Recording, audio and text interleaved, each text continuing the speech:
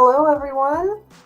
Welcome back to Speak Your Own Book, the podcast. I'm your host, Krys Copeland, and I'm thrilled to have you with us today. In this episode, we're going to do a deep dive into a topic that's fundamental to every aspiring author's journey. We're going to cover lesson 4 of our book, Your First Chapter. And whether you're crafting fiction, nonfiction, poetry, or your first chapter, or any other type of writing, your first chapter sets the stage for your entire book. This is where you get a chance to captivate your readers and draw them into your world. However, the first chapter does not always have to be the first chapter of the book. You can actually start writing from any point in your book. If you want to start with chapter 12, start with chapter 12. If you have that very clear in your mind and you want to get it out, do it. The order that you go in is really up to you and your the amount of information that you have gathered for that chapter, what you're ready for, what you're in the mood to write. All of that can play a part in it. So today we'll explore the art of brainstorming for a specific chapter and how that's different from brainstorming for your whole book. And how to transform those creative sparks into a comprehensive mind map for your chapter. So you'll have a mind map for your overall book, but then you'll also be able to do the same thing by mind mapping your chapter in the same manner. We'll then guide you through the process of organizing your ideas into an outline for your first chapter. We'll do this through the book outline because there is a section there where you get to outline each of the separate chapters. And whether you're, regardless of what you're writing, you can use that same book outline to do it. However, we do have a special one that we recommend for fiction and one for nonfiction, and you can find the links to those in the book. Again, that book is available at speakyourownbook.com, or you can just join Witch School and take the course through Witch School as well. All the material is available for through their course as well. So both options are available, and we're working on one for Psychic Academy at this time. So if you're ready to embark on your creative journey today, grab your notepads and let's get started. Whether you're a seasoned writer or you're just starting out, there's something here for everybody to learn.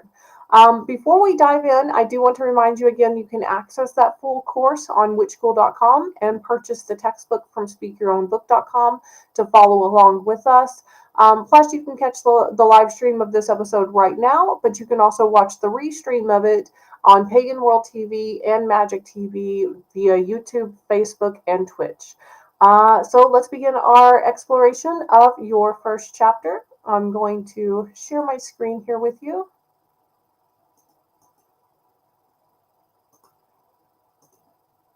All right. You'll notice that we do have some all bats for this chapter. By the end of this lesson, you will know how to brainstorm and create a mind map centered around one chapter of your book. And you can organize the mind map into an outline for that chapter. So you'll learn some new vocabulary today. Some of this we've already introduced, like author's purpose from last time. And I do want to mention that the reason that I was not here last week, I do apologize for needing to be out a week, but I was quite sick several days last week and needed to take some time off to recuperate from that. So the other words that we'll learn today along with the author's purpose are a callback, a hook, a mind map, which we've discussed last week, and an outline, which we've discussed last week. We've also talked about prerequisite skills before. If you have a prerequisite for college, it means you had to take some other class before you started this class. It's the same with prerequisite skills for writing a book. You have to have certain skills already in place before you learn the new skill that we're teaching. And then you'll also learn the term reader will be able to. So this is a change from our all-bat. Author will be able to. You're the author. What will your reader be able to do by the time they finish reading this chapter of your book? And then we'll also talk about a segue. So the two graphic organizers we're using today are the mind map graphic organizer, but you can also use mindmup.com, just like we talked about last time. And you're going to use the book outline graphic organizer, which again is also A copy is found in the book, as well as a link to the digital version of that. Um, and of course, we have this little intro here that it's not always your first chapter. You don't have to start with lesson 1 or chapter 1 of your book. You can start with chapter 4 or chapter 8, whichever you want to do. But you're going to be examining the chapter that you're going to be writing first today. So pick out one from your outline from last week and focus in, zoom in on this one. Just like we created a constellation for your book last time in our meditation, you're going to zoom in on one star from that meditation. And you're going to do this kind of universe to atom type of zoom in on it, from the broader spectrum to the smaller spectrum of your topic. We're going to skip the meditation until the end, but we will do that at the end of our time today. When you're mind mapping your first chapter, just think of it as a shorter book within your book. Instead of chapters, you'll have section headings, and you'll have different things that you want to talk about throughout the chapter. Certain key takeaways that you want your reader to be left with at the end. You also want to define the goals for that book, for that chapter of the book. What is your reader going to be learning? What will they have learned by the end of that chapter? So you'll again use the mind graphing organizer to create the mind map of your first topic. We walk you through this in the book pretty step by step throughout, but I will try to just make it a brief overview today. You can take a look at the book or at the course on witchschool.com for more information. But what you'll first start with is the hook, and you'll see that word hook as one of the things that you'll have to come up with. I make note of a key story in the Speak Your Own Book textbook for the course or the book outline. I make note of the hook that I wanted to use for this chapter is a story about how to make a peanut butter sandwich as the hook for how to explain a hook. And I also give some examples about how to segue into the next chapter. So I started it with this idea of using Hitchhiker's Guide to the Galaxy from the star system. Instead, you're going to make your own. In this one, you're going to make your own entry about the system you visit in your constellation. That will make more sense once you finish the the meditation. I've been working all day, so PowerPoint is on the brain. The meditation at the end involves something similar to Hitchhiker's Guide to the Galaxy, so I think you'll really enjoy that. That was my segue into this chapter, and then my hook for this chapter was retelling the story about how a teacher taught me as a child how to be a good writer of how-to stories. How-to is a topic of nonfiction that we have a lot, especially young students, write, because it is one of the simpler ones to start with. We start with personal narrative, and then usually the nonfiction how-to is the second thing we teach them how to do. So if you're teaching someone else how to do something, you're going to need to know how to do it with a lot of detail and a lot of nuance and a lot of important information that you might not think is important, but that your reader will need to complete whatever task or goal that you're giving them by reading your book. In the example that I give, I retell this in a quite it's a very obvious way of showing why we need, maybe even a little bit silly way of why we need to put in clear instructions when we're writing how-to type books. We want to make sure that our readers are doing everything they're supposed to be doing and not skipping steps in between. So a very common thing to start with for how-to books is teaching children how to make a peanut butter jelly sandwich. Write a story telling me how to make a peanut butter and jelly sandwich, or a recipe or something like that. And the teacher demonstrated the necessity for this by following our specific directions, our verbal directions, our spoken directions, for how to make a peanut butter and jelly sandwich. And she followed us quite word for word, to a hilarious interpretation from, not opening the bread bag at first or using her hand to put the peanut butter on the bread. Instead of, so the student saying, we'll pick up the knife and, untie the bread, and all of those steps in between. So we had to really slow down and think about every step of that. And that's something, that lesson that she taught us about slowing down and thinking of every step, thinking through every step, is something that you also need to do as a speak writer. Just like we were speak writing to her, our instructions, you will be speak writing in a Zoom call or something like that, your instructions to your readers, which will then be transcribed. So you want to make sure you're giving very clear instructions.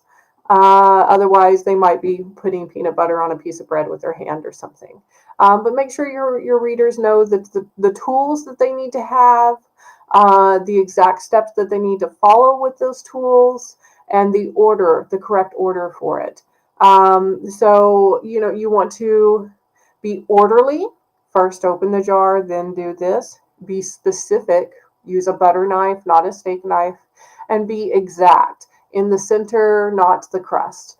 When you're giving those directions, whether it's, making a peanut butter jelly sandwich, or it's giving a tarot reading, or planting an herb garden, or going through the grieving process after death or divorce, all of those have the same steps to follow and the same needs in order to communicate those steps to your reader. So that was something I wanted to make a good point about at the beginning of this, because you do have to be quite specific. If you do that step of putting yourself in that mindset of, I'm giving the exact instructions they need in the order they need it, specifically how they need to do it, you're going to be a lot more clear in your communication to your reader. Now, I've talked in here as well about how to use the chapter outline graphic organizer, and I'm actually just going to pull that up as well so you can see the example that I'm talking about here.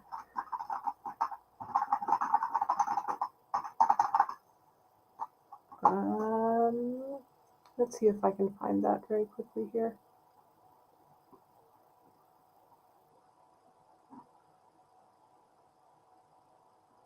I think I shortened it. That's why I can't find it. That's why. Yeah, textbook and course outline. So I'm going to share this tab now, and I'll just scroll down so you can see what I mean by the chapter, the individual chapters here. So we're going to just take a look at the one for number 4, the one that we're on. And you'll note here that I had the meditation as the hook, and the callback to the stories that I wanted to tell were the how to make a peanut butter sandwich story. I wanted to have that callback from zooming from your constellation and seeing here all the way into your constellation and back. And I wanted to use the Hitchhiker's Guide to the Galaxy entry as a segue to the next chapter. So as you're making your own information in the book outline, you'll want to start with the map itself first. Just map it out and see how that looks. We'll go back over here. And then after you map it, you'll start organizing it in the outline itself. So also I touch a bit on what stories you should choose. That's that section right back over here, the stories that you want to have in your book. In the previous chapter, I had the Johnny Cash story, so I had that one in there as an example of the theme for your life. And then, I think I've lost my share. Let me share my screen again. Sorry about that, guys. There we go. So yes, I have the stories here. You'll want to think about what kind of stories you want to use to illustrate points from yours. For the example of Tarot Merlot, we listed a story about her first tarot deck, as well as the story demonstrating what could happen if negative energy residue is left in a tarot deck. So those were stories that we wanted to put in.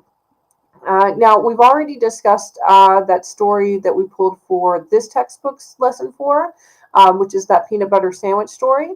So when you're filling in your own outline, make sure you list what stories you could tell about your own experience or your own life that could demonstrate, or maybe it's a friend's or your mentor's life, but an example that demonstrates what you're talking about in that topic.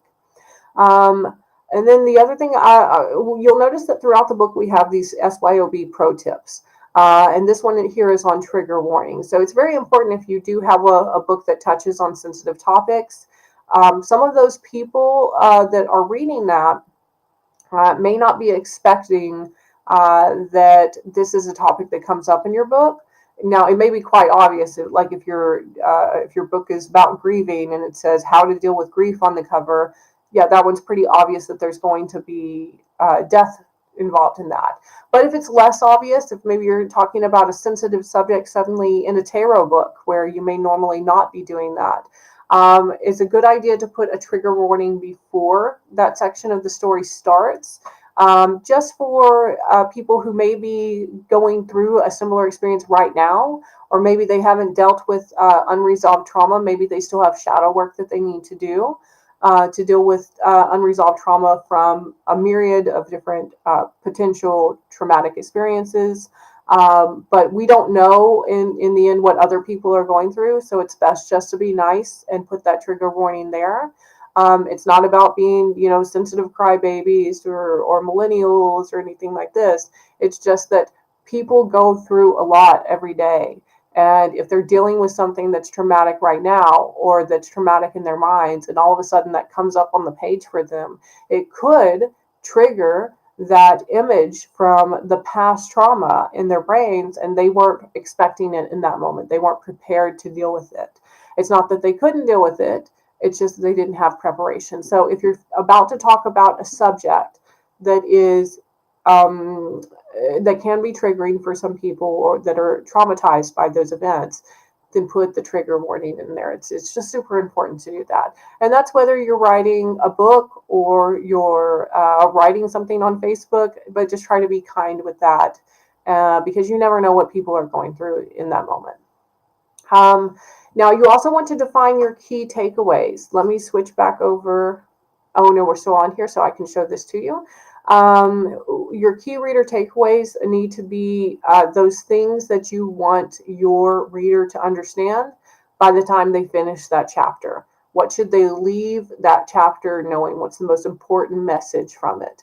For the chapter 4 outline here, we put that the key takeaway was that a chapter outline is very similar to a book outline, but just at a deeper granular level. So, and then you wash, rinse, and repeat. You just do that for every chapter until you have a book. And now we'll jump over to the difference between a callback and a segue. So a callback is a type of hook that refers to the original chapter hook. So we can call back to that earlier one. A segue is a way to hint at what's coming ahead. So we have callbacks that go towards the past, and we have segues that go towards the future. Now, your next callback may actually be to that segue from the previous one, but that's how callbacks and segues work. You'll call back to the previous thing, and you'll foreshadow the coming thing with a segue. When you finish that outline, one of the things you want to do is share it with your friends and family. Share it with your followers on social media, because one, it helps just build your brand awareness, your personal brand awareness.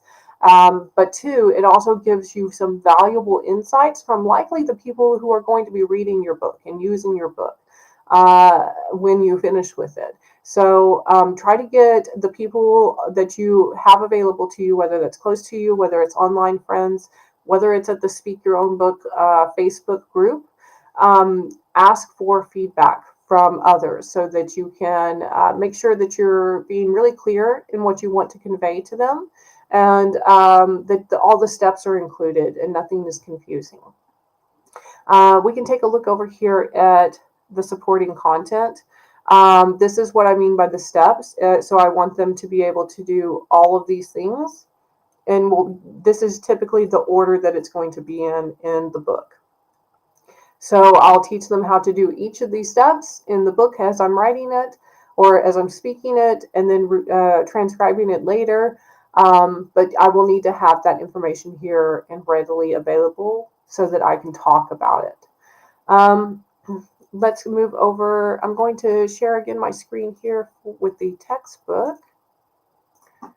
And we'll talk about the zooming in with hitchhikers. So I'm actually use the callbacks and segues for the lesson to talk about the concepts of callbacks and segues. So it's a bit of an awkward feeling as I'm writing it, but it seems to flow pretty well when you're reading the book.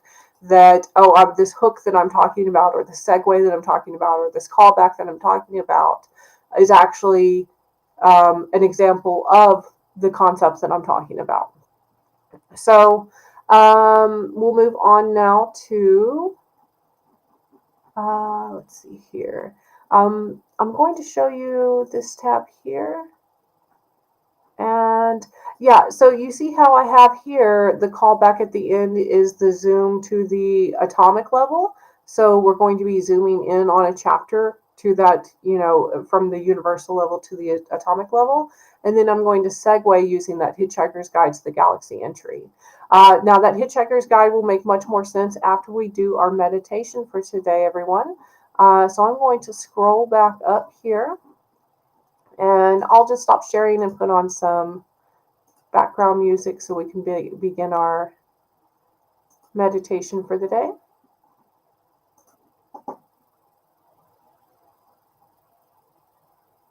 And it's taking just a moment for the music to pop up. Hopefully it will start. But we will go ahead and start the meditation as well. So wherever you're at, sit, stand, or lie down, whichever is most comfortable, and close your eyes. Breathe deeply in and out. In and out. In and out. Now continue breathing slowly in and slowly out as you meditate. Release all tension in your body. Now picture yourself standing on top of the same very high mountain in the middle of a starlit night, just as you did in your previous meditation with us. Find your constellation in the sky and redraw its borders, connecting the dots of starlight as you go. Focus on one point of light in your constellation. Feel yourself being drawn to it, as if you are meant to reach out and touch it. In fact, you do reach out to touch it, but the star is far, far out of your reach. You stretch, standing on your toes to reach it, and suddenly you feel yourself lift off the mountain peak and float towards the star. You build speed as you rise into the air, and the curvature of the surface of the earth begins to reveal itself to you. You rise above the clouds and into the outer heavens of our planet. Between puffy clouds, you can see patches of green and blue and tan all around this marble floating in the middle of the Milky Way. You turn your attention back to your star as you reach the edges of space. The darkness of the void of space is silent and empty, but you do see the bright blazing sun and the cold white moon floating in the vast inky ocean of our solar system. You see the rest of the planets, as well as Pluto, asteroids, moons, and other planetoids spinning around the sun, some so fast they blur, some at a slow and plodding pace. But your star is not in our system, of course, and you point yourself towards it.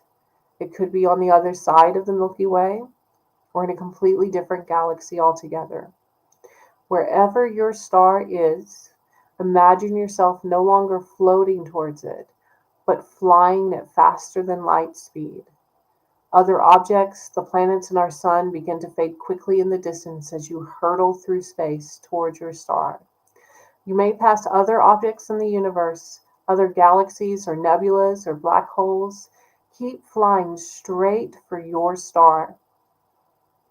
Your star begins to increase in size, becoming larger and larger. You reach the outer edges of the system of objects revolving around your star. What kind of star is it? Is it a brown dwarf star, a red giant, or yellow sun, similar to our own? Take note of the number of planetary objects orbiting this star. Are there Earth-like planets with perhaps alien life? Are there gaseous giants like Jupiter? Are there asteroids and comets? Or is it a barren and empty spacescape? Try to record to memory as many details about your star and its system as you can.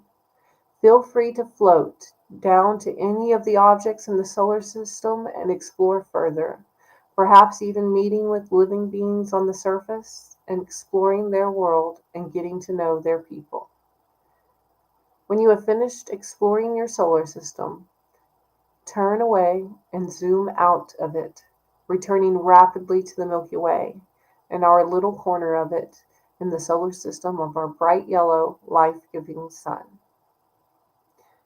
When you are ready, breathe deeply a few more times as you come back to reality, back into your body, still picturing your star system in your mind.